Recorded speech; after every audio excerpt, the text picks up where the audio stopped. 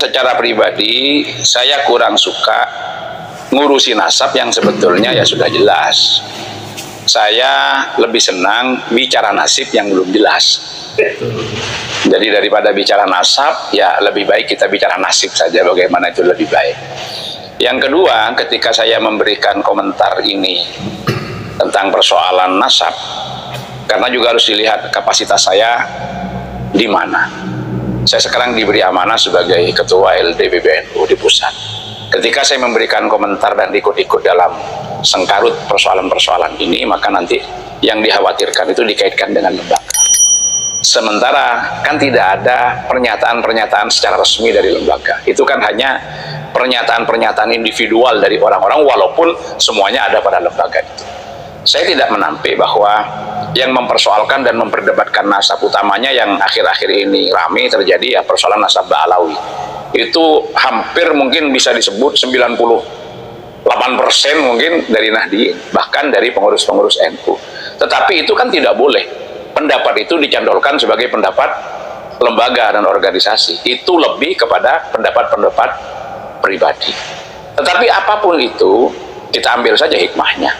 Yang jelas begini, kalau ada beberapa kelompok yang giat dan getol untuk melakukan kajian tentang nasab, yang kemudian sampai pada suatu kesimpulan yang terus itu diproklamirkan untuk dijadikan pemahaman kolektif oleh seluruh masyarakat, silahkan. Saya menghargai terhadap orang yang melakukan penelitian, karena saya sebagai pecinta ilmu, apapun hasil ilmu pengetahuan itu harus dihormati. Urusan benar dan salah itu kan urusan berikutnya.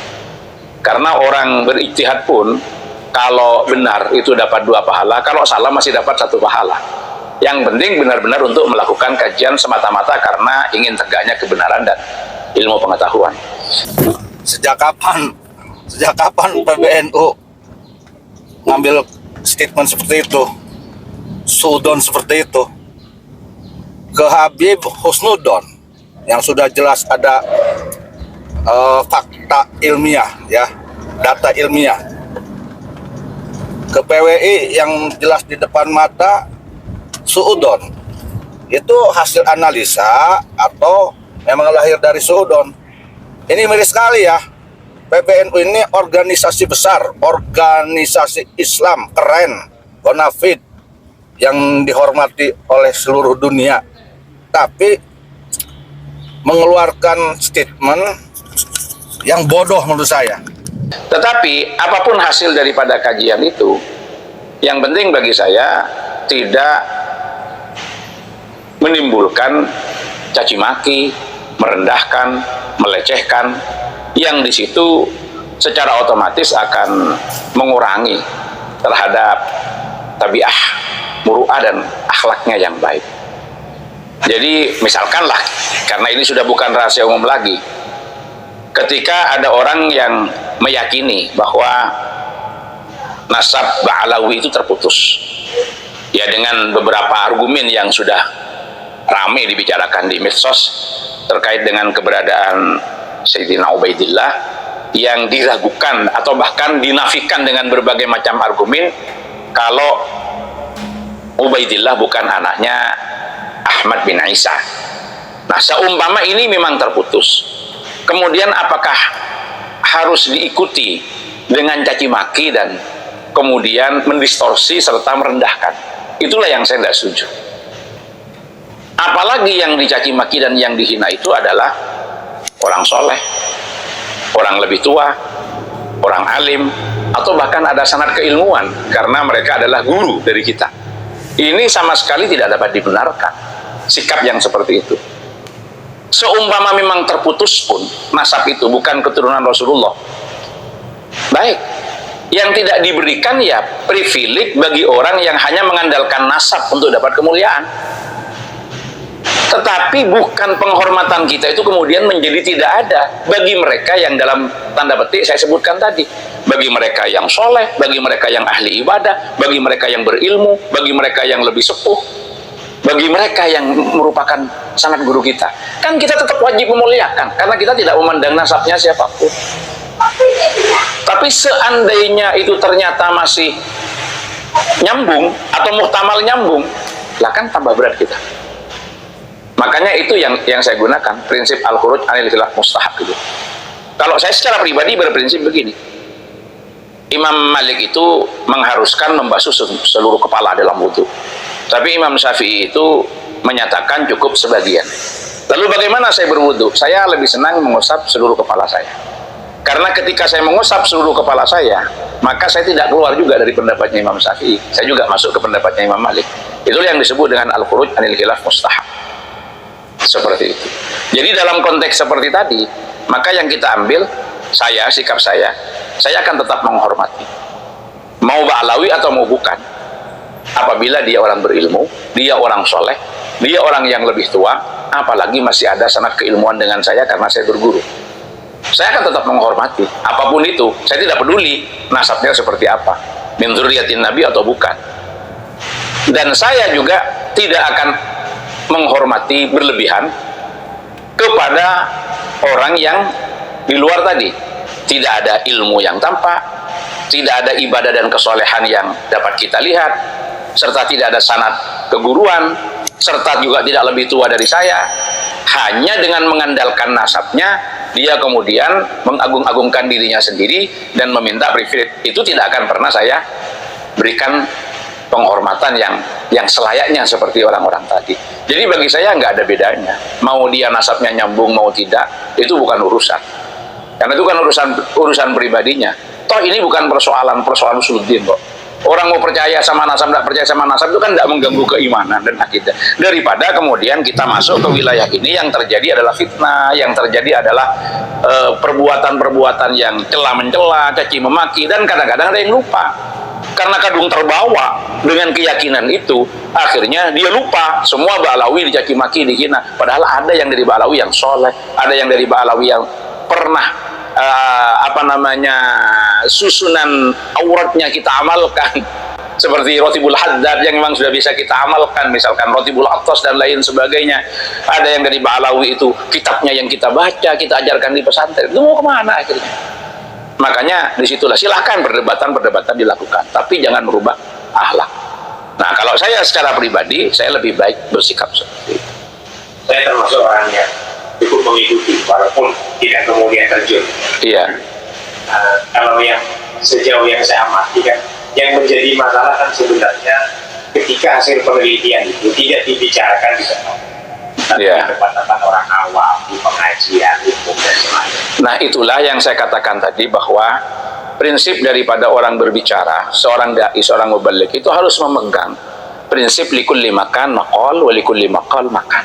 Setiap tempat ada perkataan yang pantas diucapkan, setiap perkataan ada tempat yang lebih tepat untuk diucapkan. Menyampaikan suatu hal walaupun itu kebenaran, tapi di luar tempatnya dan konteksnya, itu kan menjadi fitnah.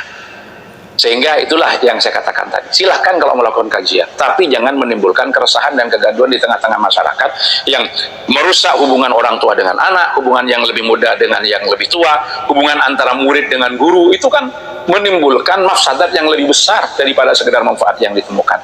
Kalau tujuannya adalah untuk menghentikan langkah oknum dalam tanda petik yang hanya mengandalkan nasab tanpa punya prestasi-prestasi yang lain, baik di bidang keilmuan ataupun bidang ibadah, kemudian minta dilayani, silahkan. Itu bisa digunakan untuk menghentikan tindakan-tindakan yang tidak baik dari mereka. Tapi jangan digebiar ulah, jangan masuk kepada semuanya. Dan nampaknya kalau saya melihat sekarang ini, itulah yang dilaksanakan oleh para kiai-kiai yang tidak banyak komentar. Mungkin sampean melihat akhir-akhir ini di Lirboyo, di Pelosok, di Sidogiri, di Sarang, dimanapun, dalam upaya untuk seperti itu. Bukan berarti kita tidak mengangkat ulama Nusantara, kan itu kan sudah bisa dipertanyakan karena kita bagian dari ulama Nusantara. Tapi kenapa kalau ada acara hampir rata pesantren-pesantren besar sekarang ada kiainya, ada habibnya. Mau di Sukorojo, mau di Kiai Kholil di Wali Songo, mau di mana ada kiainya, ada habibnya, ada kiainya. Ini sebetulnya adalah pembelajaran kepada masyarakat bahwa kita tidak akan pernah berhenti menghormati, tetapi kalau yang diundang itu kan yang jelas ilmunya, Habib yang memang alim, Habib yang memang berilmu, Habib yang memang baik.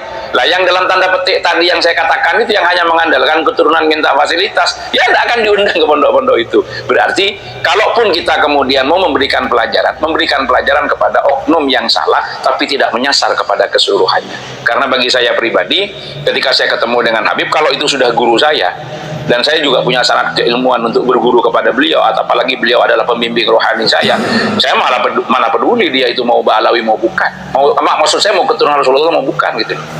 Karena saya menghormatinya bukan karena itu, karena ilmunya, karena ibadahnya gitu. Ya dalam tanda petik ketika dia sudah yakin pasti Ba'alawi dan yakin keturunan Rasulullah, tapi kemudian berpolah dan minta dihormati padahal tidak ada prestasi di bidang keilmuan, di bidang kesolehan, di bidang spiritual, ya tidak dulu lah. Itulah yang kita ajarkan kepada masyarakat. Saya kira tidak perlu untuk diperpanjang hal yang semacam ini. Pesan-pesan dia itu tentang isu nasab itu pesan untuk masyarakat dan pesan untuk netizen yang kemudian mungkin mereka silahkan kalau mau masuk pada wilayah ini, tetapi harus didasarkan kepada ilmu. Jangan orang yang tidak punya ilmunya ikut berbicara. Itu yang akan menjadi malapetaka di mana. Orang yang ikut komentar padahal tidak tahu dasarnya, sehingga yang timbul suudzon dan lain sebagainya. Apapun hasil keyakinan dari setiap orang yang mendengar, mengkaji, mencari dan meneliti, jangan merubah akhlak. Nggak ada perlunya. Inti daripada ilmu itu adalah akhlak. Sejak kapan PBNU ngambil statement seperti itu, suudzon seperti itu ke Habib Husnudon yang sudah jelas ada fakta ilmiah, ya, data ilmiah. Ke PWI yang jelas di depan mata suudzon. Itu hasil analisa atau memang lahir dari suudzon. Ini miris sekali ya. PBNU ini organisasi besar, organisasi Islam keren, bonafid, yang dihormati oleh seluruh dunia. Tapi mengeluarkan statement yang bodoh menurut saya. Apa tidak melihat bagaimana PW itu beraksi? Tidak dilihat siapa itu yang jadi pengurus PWI, LS, siapa Gus Abbas Buntet, siapa Kiai Haji Imaduddin, siapa-siapa yang di PWI. Itu semuanya orang-orang yang cinta NU. Emangnya kalau cinta NU itu harus ngebela Habib aja? Emangnya kalau orang NU itu harus taslim aja ke Habib? Didikan NU itu bukan seperti itu. Yang benar katakan benar, yang pahit katakan pahit. Mestinya PBNU ini bisa menjawab pertanyaan masyarakat. Dijelaskan Habib itu dzurriyyat Nabi atau bukan, gitu loh. Kalau nggak becus, ya serahkan ke kami, ke PWI. Jangan bertindak bodoh, malu-maluin. Gitu, Jis. Ya. Berarti tuduhan bahwa PWI itu kumpulan dukun gitu, Pak. Terus anti karomah itu gimana itu, Pak? Sejak kapan itu? Kalau memang benar PBNU oknumnya mengeluarkan tuduhan seperti itu, sejak kapan orang-orang PBNU itu jadi bodoh, jadi jumur? Sejak kapan? Nggak ada ceritanya. PBNU semenjak didirikan oleh Syekh Hasyim Asy'ari dan yang lain, cerdas, pinter, adil, tepat. Ini muncul orang Banten tema doang bika ngereneh, nebak-nebak direnan ku sapi, pantu ngarti ku otak. Non bisa ngaji tanaon, non bisa ngaji di kadia ke Banten, ngaji di Cidahu. Masih dukun itu yang kayak gimana dukun? Yang nyantet. Masa nggak tahu siapa dukun siapa bukan? Kan lucu. Pura-pura bodoh atau memang bodoh beneran? Pura-pura picek atau memang picek beneran? Awas, hati-hati. Gitu, barangkali ada harapan, Pak, untuk PBNU itu seharusnya ke depan gimana gitu, Pak? Saya ini orang NU, ya, darah NU. keluarga NU dan pengurus NU. Harapan saya terhadap PBNU ini yang saya cintai, yang saya hormati, yang saya kagumi, harapan saya coba PBNU ngambil keputusan yang bijak. Adakan bahsul masail. Kenapa sih? Ese amat duit loba, ari bisnis bisa. Kira aku tuh bisa ngayakeun bahsul masail nasional. Aing mah aneh. Gawe nanaon tetap PBNU.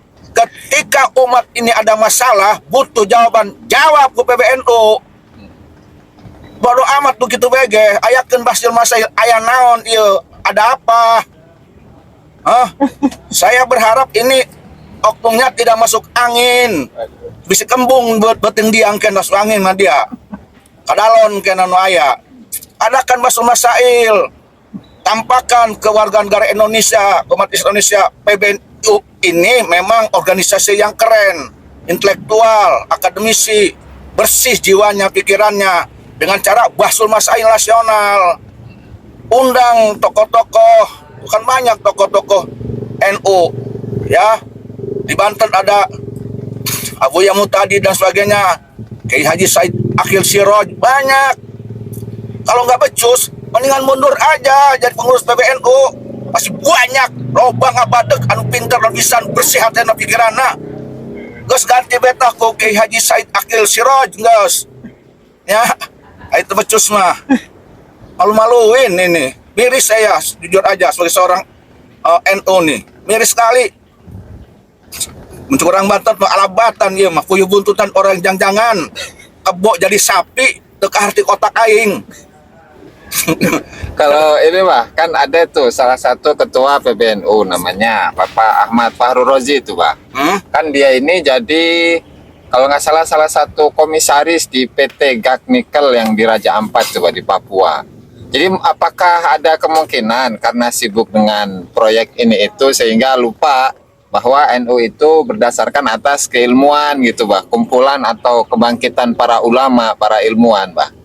Oh, yang dulu cengengesan waktu debat dengan Kiai Haji Madudin. Betul, Pak, betul. Yang kelihatannya pintar tapi itu. Oh, pantesan sekarang ada ini ya isu-isu tentang komisaris itu. Betul, Pak. Di Raja Ampat. Raja Ampat. Kalau memang itu benar, nih catat ya, kalau benar, ya pantas. Pantas di sini bukan lagi otaknya mikirin umat, mikirin picis. Jadi komisaris kan lumayan, bisa nyandung, bisa kebeli mobil. Jadi masalah umat dikesampingkan, ada kaitan-kaitan dengan apa, dengan kepentingan, nggak beres. Mestinya jangan seperti itu. Tampakkan bahwa orang NU itu memang rahmatan lil alamin, cerdas, akademisi, intelektual, ilmuwan, bicara dengan kitab, dengan fakta. Jangan dulu ngomong sudon ceplok batokeun bari jeung teu make bukti ajaran Islam nu mana nu kitu eta. Geus mending kene eureun bae jadi pengurus NU, geus mending jadi pengusaha bae jadi komisaris make dasi, belum make kitab, geus. Mending dagang cendol tadi dia ya di Banten, dagang cendol tadi Hotel Carita tah, loba tah geus. Dia bisa ngurus umat nah, mundur wes mundur, geus. Mundur ngisinkeun NU tah mah. Atuh geuning. Itu Jis. Mana? Miris. Aduh, salah. Terus harapan apa buat warga-warga NU lah, khususnya yang masih kibin-kibin gitu, Pak? Ini yang masih kibin, saya hanya mendoakan semoga diberi taufik hidayah, dibuka hatinya. Amin. Nah, ini juga saudara kita juga, ya. Saya berharap ini mereka bijaksana, meneliti. Jangan terbawa karena ikatan keluarga, ada ikatan emosional, apalagi karena dikasih pulus dan sebagainya, kemudian tidak adil dalam mengambil keputusan. Jangan begitu. Kalau hak katakan hak, kalau batil katakan batil. Jadi cobalah sifatnya jangan bersuudon, ya. Khususnya ke PWLS, jangan dulu. Niatkan ini untuk meluruskan umat, memberikan kepuasan kepada umat. Jadi umat tidak diberi abu-abu.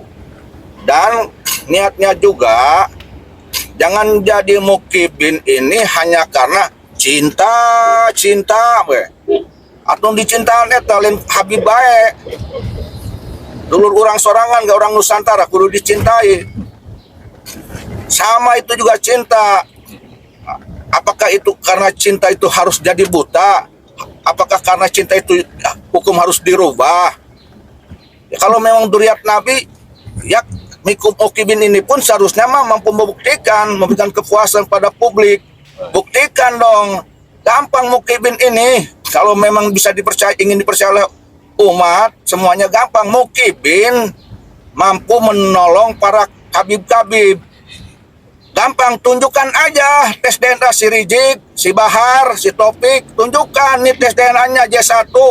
Selesai. Nggak ada satupun mukibin yang mampu seperti itu. Apain? Haram DNA, Pak. Apalagi mengharapkan DNA. Si Rizik yang ngomong duluan suruh tes DNA. Siapa yang mengharamkan, siapa yang nyuruh.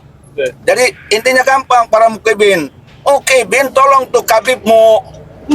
Ya, tunjukkan kepada kami bukti tes DNA-nya si Rizik dan si Bahar dan si Topik. Itu termasuk Lutfi Yahya. Tunjukkan tes DNA-nya. Gak usah banyak cincong. Selesai. Udah, nggak mampu tunjukkan kitab sejaman dan sebagainya. Tes DNA-nya, Kibin bantu tuh ngomong di video. Nih, buktinya.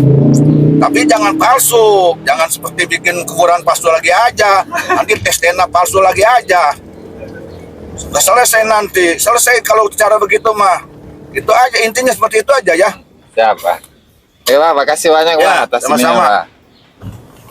Oke, teman-teman. Assalamualaikum warahmatullahi wabarakatuh.